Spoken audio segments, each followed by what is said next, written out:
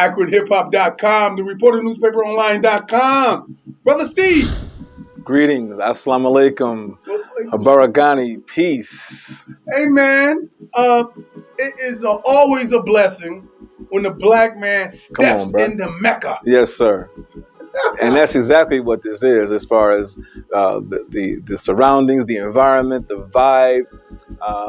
Much appreciated. I'm always happy to be here, Brother Ace. I'm sorry. Oh, no, you didn't. We just talked about that. That's the thing that y'all don't know. We just talked about that. Hey, that's cool, though. Hey, I guess I look like him. Well, you know, twins are twins, but D is D. Hiram is Hiram. So let me set the record straight. And anytime you call, I'm pleased to do anything that will help Akron, Blackburn, as you affectionately call us. And Akron is a special place. The John Brown home, the Sojourner Truth building, the history here is far greater than the average black person knows. And the wise Caucasians do know something about us, man. LeBron James is not the only thing to come out of this town. So I love Akron. Whether I'm going to be buried here, I don't know. But I'm here now, and we're sharing the breath of life. So thanks for having me. Hey, man, the good part is, what black people really don't know is, yes, you are the representation of the most honorable Minister Louis Farrakhan here in Akron. Yes, sir. But you also represent Blackburn on a national level in that nation. Explain that, brother. Well, there's a lot that goes on, and we're going to talk about the book we recently published, and that national piece is a part of it. When we were dealing with the Kelly Bolar Williams situation, and Bev Smith called and asked, well, would we be willing to assist in her getting an interview with the Williams family? So we did. And the morning of the interview, Brother Hiram, the father, Ed, calls me and says, I'm not feeling good. Can you take my place on this national voice show that Bev Smith had? It was coming out of Pittsburgh at that time. And I'm thinking, what, Brother Ed? Come on now. I'm not the family's lawyer, any of that. But I had been working with the family all that time, so I knew the ins and outs and the details. And we did it. And the show got a great review. It got good response. We fielded phone calls, all of that. So it was a blast. So that's one of the national pieces. But of course, right now, as I've already hinted, with the release of the publication in the book, The Losing of a Chosen Generation, that, of course, is not just national, but, you know, now with the advent of the internet and social media, is even global. So we're getting a real good response on that. So let's go right into it, brother. Yes, sir. The losing of a chosen generation. Black Lives Matter. But to whom? But to whom? Yes. Let's break it down. The losing of a chosen generation. Explain what that's about. It's actually oxymoronic, the title, because we're not going to lose. The prophecies say that we're going to come out with great substance, and I believe that. And it also talks about this fourth generation, the Joshua generation, the war generation. That's who we have given birth to. So we're going to come out as victorious, but we are at war. And when you're at war, there's always casualties. So that's what we're witnessing right now. If we just have some inkling of what time it is, we would frame these events out very differently. Right now, we just talk about the dying and the killing, but we don't often acknowledge that, well, there's a war going on, and it's not Junebug at Pookie. There's a hidden hand, and we try to expose much of that with the writing as we can. But the other part that we don't like to talk about as Black people, as parents of our children who have gotten lost, is the role that we play in the children getting lost. It's not natural for a baby to go missing, but the Quran and Bible both talk about that a woman giving suck would forget her suckling, and every pregnant woman would lay down her burden. This is written in both books. Jesus alluded to the very same element in his writings. So the question becomes, how could a child go lost and the mother not know it? Unless something very unnatural has happened, and it has, and it caused this great separation. So we explore that in the book. And this is not to guilt anybody out, but truth is truth. And when the truth is being presented or spoken, and we see it or read it or hear it, we have an obligation by it. So that's what we try to get after. One of the big points that the book is all about. The second thing is Black Lives Matter, but to whom? And we hear this a lot argued on the streets that, well, we want white people to stop killing us, but we don't stop killing us. We kill ourselves at 20 times the rate that others do. And that is in itself a byproduct of white supremacy. We address that also. So we don't give a pass to what actually has allowed for these things to happen or caused these things to happen at all. But on the front cover of the book, you'll note that is the site or the location where we had a young 18-year-old sister who was shot and killed in the car with her grandmother, going to wherever they were going, and a car pulls up beside them and shoots her dead. The grandmother lives. The first report on the street, Brother Hiram, was, well, there was a white supremacist driving around Akron in a black sports car. I remember that. That did the shooting. So Benjamin Crump, Attorney Crump, came to town. All the dogs were let loose. We got to find this white supremacist type who has shot and killed our little sister. The moment it was learned that it was probably 3 black individuals, 2 of them used, that had done the shooting, the clamoring went down. And Benjamin Crump packed his bags. He left town. He wanted nothing else to do with the situation. When that's when we really needed him the most, right? And I thought to myself, this is a textbook example of what it is that we're trying to get after here. Why is it that we're handcuffed when it's us that do it to ourselves?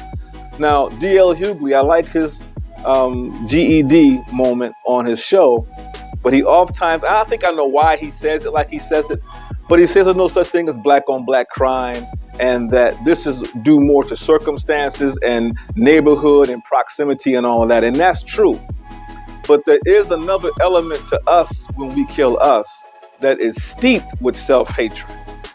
And there's another element that when it's us killing us that is plagued with this visceral hate that we have for ourselves.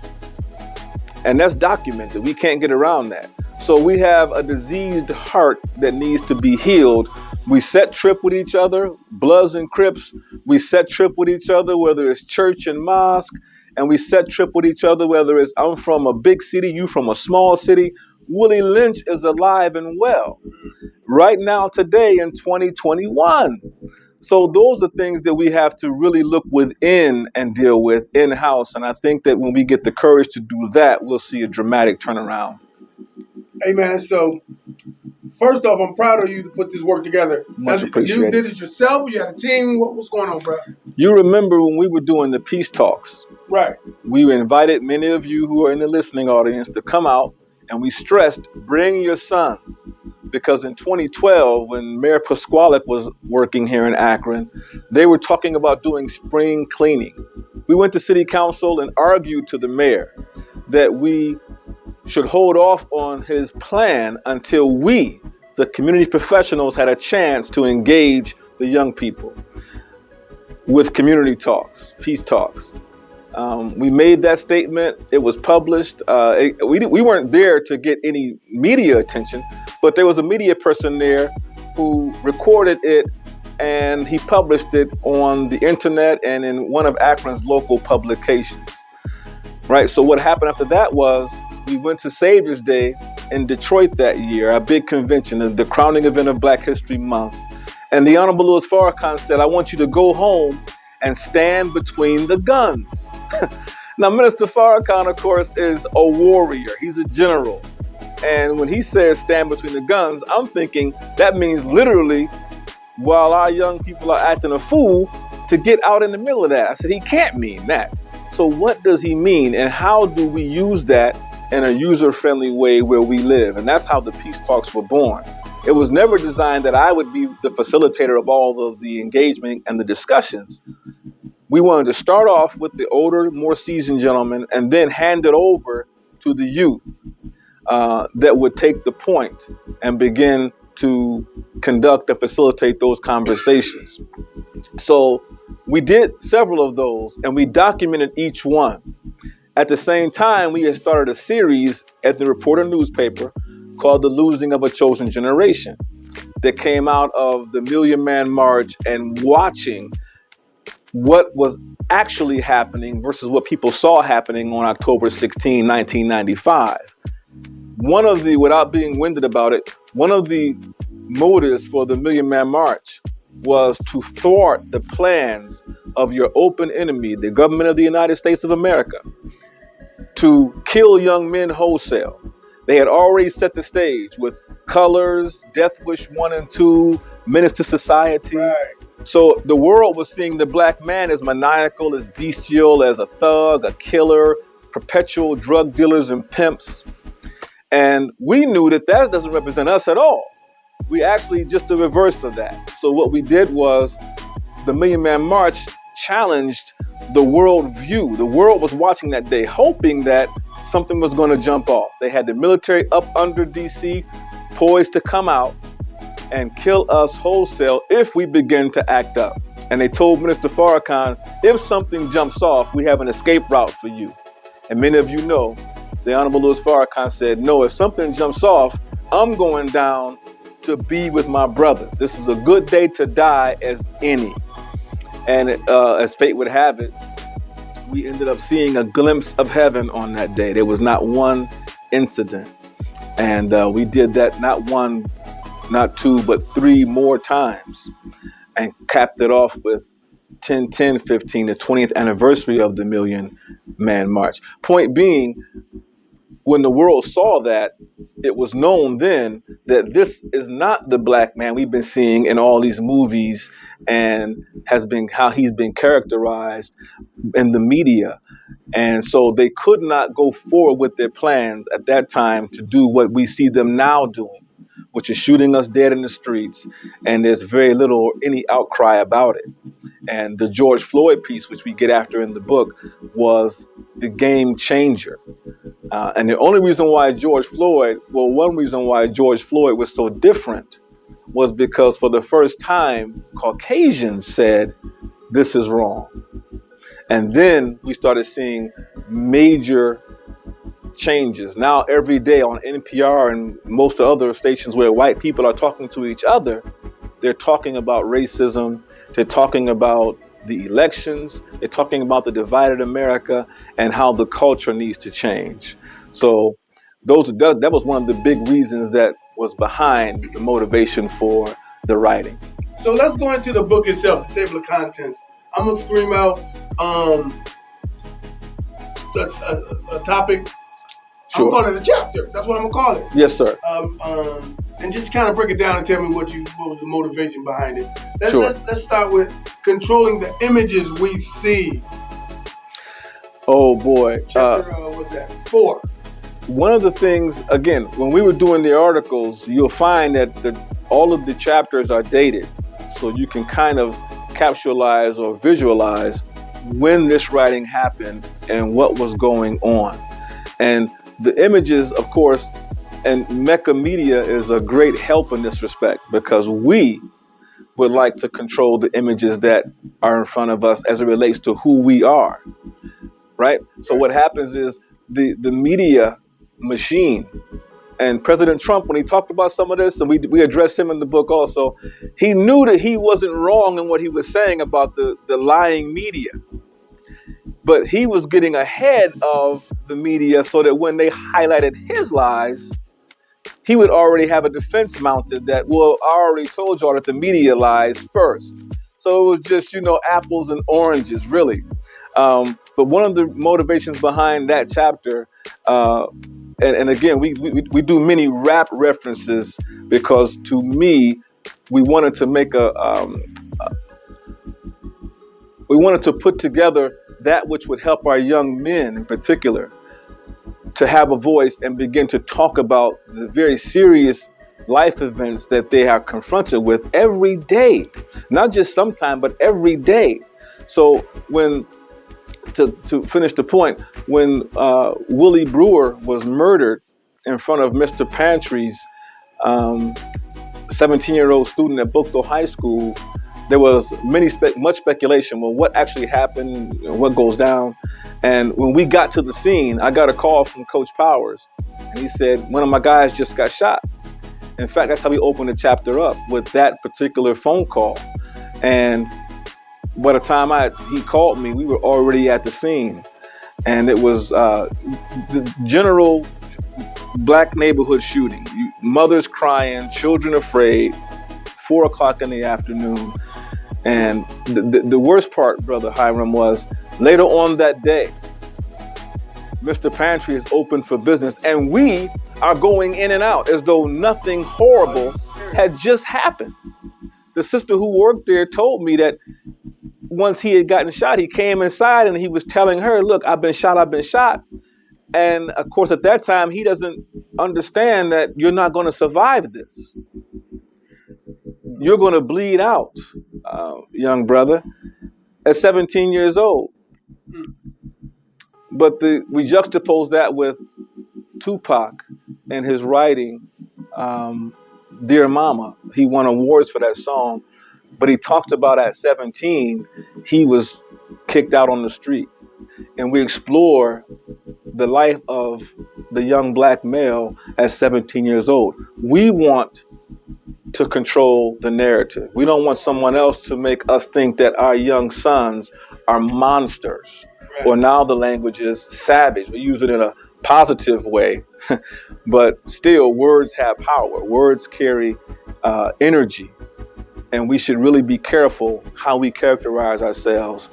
And but that's some of the highlights on that particular piece. And again, these themes are revisited throughout the book, because repetition, the Honorable Elijah Muhammad said, is one of the best ways that we learn. And so again, that the images that we see, we want to get ahead of that as much as we can. And again, big ups to Mecca Media and Brother Hiram, because he's been doing that for a good while now. We certainly appreciate it. And I don't want any of you to think, especially Brother Hiram, to think that, well, the work that I'm doing is not having the impact it needs to have. It travels. It does travel. It has its effect. And because we get discouraged. Because when we do one thing, here comes this outpouring from social media, other media platforms, and it looks like, the truth that I just spoke just got, swarmed and swallowed whole by Pharaoh's lies. But we know in the history of Moses that Moses' truth was actually the power that swallowed Pharaoh's lies. So we're going to keep the sword up high, man, keep the flag waving, and keep teaching that truth. All right, I'm going to just one more chapter before we go. LeBron James. Okay, yes. You from Akron. This is Akron, Ohio. Yes, sir. The name of the chapter is LeBron James, The Potential for Greatness. Wait a minute, bro. I thought he was already great. What are you saying here, Brother Minister? Yes, sir. And of course, in the image that we see in the book, LeBron James, when he would go out before a game, he would take some baby powder, he would put it into his hands, he would clap him, he would open his arms up and hold his head back. It was almost messianic, right? He looked like he was on a cross. He looked like he was in a cross form. So we allude to that. And how LeBron James, greatness here is not on the basketball court. Naturally, brother is, by my estimation, as well as Shannon Sharp, the GOAT. But me too. Yes. And when he opened the school, beloved, he changed the game. He shamed every professional athlete that has millions of dollars and all they're doing is buying mansions and cars. But LeBron James literally has invested in not just his own community, but generations that will come after him. And so the brother is doing great things already. But we set a sign of greatness because there's something else we believe, and we just were talking about this in Akron. And listen, if you live in Akron and you're black, your reality is quite different from the white people who live here. White people love Akron. They call it the best, it's the perfect size, right? We tend to say it's a small city, but in reality, it's an average size city. It has survived the going away of the industries, whether it's the steel industry in Youngstown, Cleveland, and surrounding cities. Akron had the rubber industry at one time. We know it was the fastest growing city in the country. It went from 67 plus thousand to 300,000 in just 10 years, swelling up from the invite of jobs and whatnot from the rubber industry. But when LeBron James and the Cavaliers won the championship in 2016, and when he came down to Lock 3 and shared words, what we saw was comparable to what we saw when Barack Obama had won the presidency. All walks of life was there to celebrate the championship, just like all walks of life around the world was celebratory of Barack Obama becoming the first black president, quote unquote. And it happened right here in Akron. Cleveland, of course, likes to take Akron's light, right? Meaning that anytime something great is brewing, Cleveland will draw it up and make it theirs. The OJs will end up being from Cleveland when they're really from Canton, right? And a host of others. But if you're black and live in Akron, you need to know that great things have already happened here. And that's one of the reasons that we believe that the efforts to keep you thinking such horrible things about yourself are so great. And we want to, again, use the media, use whatever platforms that we have to really redirect that and change that. And since LeBron James has such a large platform and is so visible, and he always would say, I'm just a kid from Akron. To me, he was hinting that I'm just one of many that live there that have greatness in them, but they don't know it yet. And the circumstances need to be adjusted so that the greatness is in all of our young people, man, can finally be brought forth. Amen. So, in closing, how can we get this book, brother? We're finishing MuhammadServesAkron.org is my personal website. You'll be able to order the book from there. Any of the other platforms, if you Google the title, you'll be able to order it from Google, from Amazon, and then Lulu.com is the publishing site for any authors out there who are thinking about putting a book together or are already familiar. Lulu.com, Lulu.com is where you can order the book also. So if you just Google the title, you'll come up with platforms. But we prefer that we go to Muhammad Serves Akron, all one word, no spaces, .org, because we end up then getting the greatest share of the sale. That makes some good sense. So yes, sir. What I like to do with people that's promoting, I like to do something special. Is there any way we can bless a viewer who's watching the program via social media to make a comment? Can we pick a lucky winner to get a book? I'll do one better than that. I'm going to leave you with about 5 copies.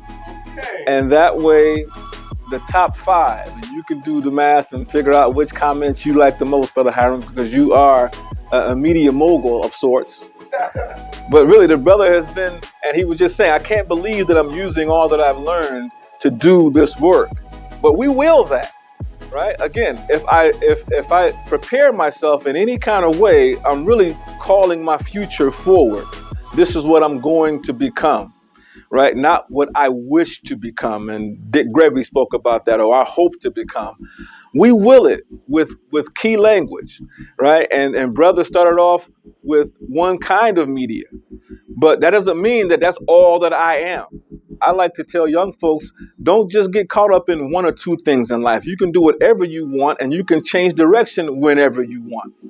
And so that's very important, because when you're free to think and opportunities show up or are created, then we want to be ready to pursue those versus wishing that I would have been in position, or he took my idea. How does he always get it? How does she always do it? And I'm still stuck in my job or whatever I'm doing. I really implore you, work hard to break out of the matrix that says you have to get a job, right? Our young folks already know this, but this is to the middle, those who are a little bit younger than me and others, that I have to go to college, spend who knows how much money, and then put myself out there to get a job. Will somebody please find me valuable enough to give me a paycheck? I'm not knocking anyone that's doing that. But for many of our young folks, that's not going to be their trajectory. And we believe that it's in you to do something very different if you have the right circumstance and the environment that we want to help create to bring that out of you. Not just hustling dope and all that, because we tend to think that if I don't do those things, I don't have much value, so I must now get in the dope game or rob those who are in the dope game. And we know by now what that yields. And none of us really want that. Statistics show that criminals don't like engaging in criminal activity the first time or second time or third time. But because my core belief is I don't have any real gifts, skills, or talents, then I end up being resolved to this is what I'm going to do, knowing that I'll probably be in jail or dead before too many years go by. And we just think that's tragic, man. So we want to invite them to be free thinkers. And by all means, if you are watching the program and you leave a comment, we'll have some special gifts waiting for you. Hey, man, but listen, somebody want to follow you and even go to the mosque here in Akron. Let's throw the ballistics out there. Yes, sir. 877-657-3738. That's the best number to use to try to reach us. 877-657-3738. Right now, we're still in COVID.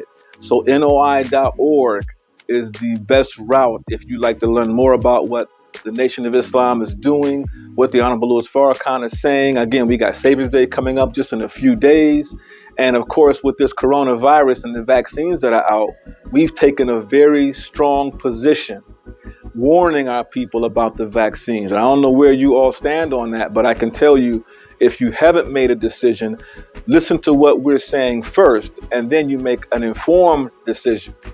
Dr. Wesley has really been tremendous in getting after what these vaccines are really about, the history of them, Dr. Fauci and the blood is on his hands.